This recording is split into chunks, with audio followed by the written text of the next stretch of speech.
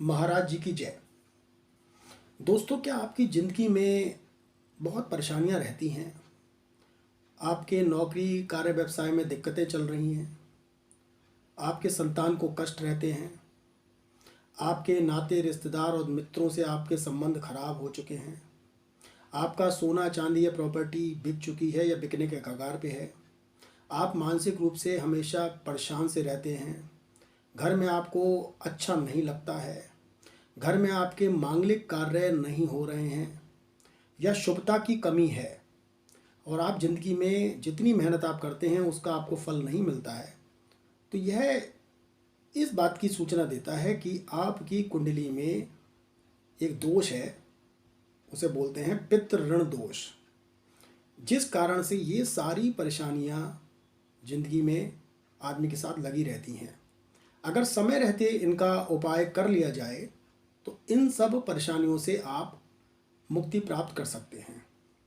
अब ये परेशानियां होती कैसी हैं, मतलब पितृ ऋण दोष कुंडली में है नहीं है, इसके लिए तो आपको किसी अच्छे पंडित से अपनी कुंडली को विचरवा लेना चाहिए और देख लेना चाहिए कि क्या ये इन कारणों से, किन कारणों से ये पितृ ऋण दोष बना हुआ है।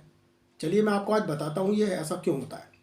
अगर हॉरोस्कोप में जो आपका सेकंड हाउस होता है या फिफ्थ होता है या नाइन्थ हाउस होता है या 12th हाउस होता है, अगर इन हाउसेज में बुध शुक्र और राहु विद्यमान होता है तो ऐसी स्थिति में आपकी कुंडली में पितृ ऋण दोष बनता है। अब इन सब ये जो मैंने अभी आपको कारण बताए हैं, अगर मान लीजिए सेकंड हाउस में आपका बुध शुक्र राहु में से कोई भी ग्रह विद्यमान है तो ऐसी स्थिति में आपको धन संबंधी, कुटुंब में परेशानियां, वाणी संबंधी दोष हमेशा रहेंगे। आप भले ही बहुत अच्छा होंगे, बहुत अच्छा बोलते होंगे, लेकिन आपकी बात को कभी भी ऑनर नहीं किया जाएगा परिवार में। धन संबंधी हमेशा आपको परेशानियां बनी रहेंगी। अगर यही बुध शुक्र राहु आपके 5th हाउस में होता है तो ऐसी स्थिति में अगर आप व्यापारी हैं तो आप माल तो बहुत बेचेंगे, बट आपको जनता से धन प्राप्ति की स्थिति बहुत कमज़ोर रहेगी। आपके लव रोमांस और एजुकेशन में आपको अच्छा बेनिफिट नहीं मिलेगा। आपके संतान को भी हमेशा कुछ ना कुछ कष्ट बना रहेगा। अगर यही 9th हाउस में बुध शुक्र राहु होता है, जिसे हम भाग्य स्थान या पूजा पाठ का स्थान भी कहते हैं, तो ऐसी स्थिति में आप जितनी पूजा करेंगे, जितना पाठ करेंगे, उसका आपको फल नहीं मिलेगा। ऐसा अक्सर देखा होगा आपने, बहुत लोग पूजा पाठ बहुत करते हैं लेकिन फिर भी परेशान रहते हैं, तो ज़रूर अपनी कुंडली को विचरवाएं कि कहीं उसमें पितृ ऋण दोष तो नहीं बना हुआ है या आपका भाग्य आपको सपोर्ट नहीं करेगा। आप मेहनत तो करेंगे 100%, लेकिन उसका फल आपको 50% ही मिलेगा। इसके अलावा अगर वो 12th हाउस का में बुध शुक्र राहु अगर बैठे हुए हैं तो ऐसी स्थिति में आपका जन्म स्थान से बाहर ही आप हमेशा भागते रहेंगे। जैसे बहुत से लोग, ऐसा होता है जिनकी नौकरियां होती हैं, जिनके ट्रांसफ़र अपने होम डिस्ट्रिक्ट नहीं हो पाते हैं, वो हमेशा बाहर घूमते रहते हैं और परिवार से दूर रहते हैं, जिस कारण से परिवार में वो नहीं आ पाते हैं या उनको छुट्टी नहीं मिलती है। उनके खर्चे उसी कारण से बहुत ज़्यादा बढ़ जाते हैं। या भ्रमण यानी बाहर ही हमेशा घूमते रहते हैं, मार्केटिंग के जॉब में रहते हैं, मेहनत बहुत करते हैं, उसका लाभ उनको नहीं मिलता।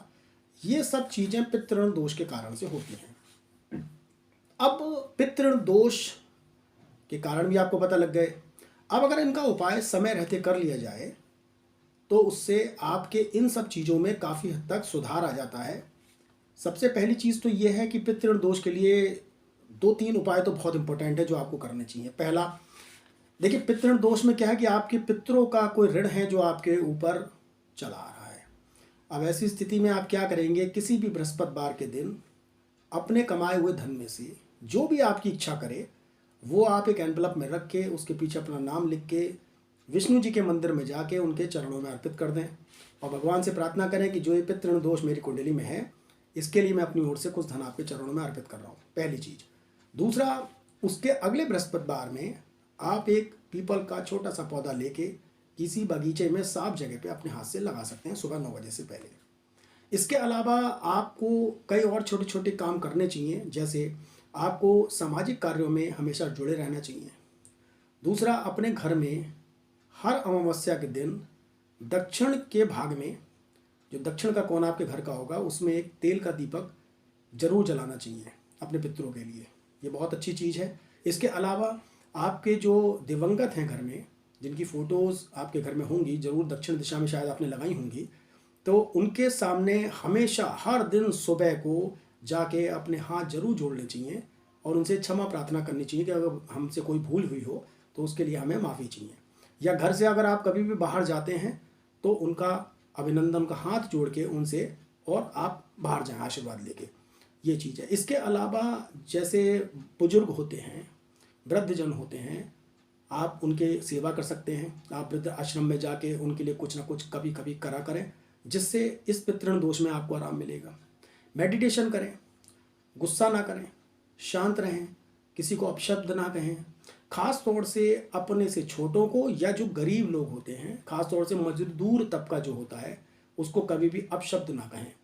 तो ये छोटी छोटी जो बातें हैं, इनको करने से आपके पितृण दोष में काफ़ी हद तक सुधार आएगा। एक बार आप करके देखिए और आप उससे उसका फ़ायदा आपको मिलेगा।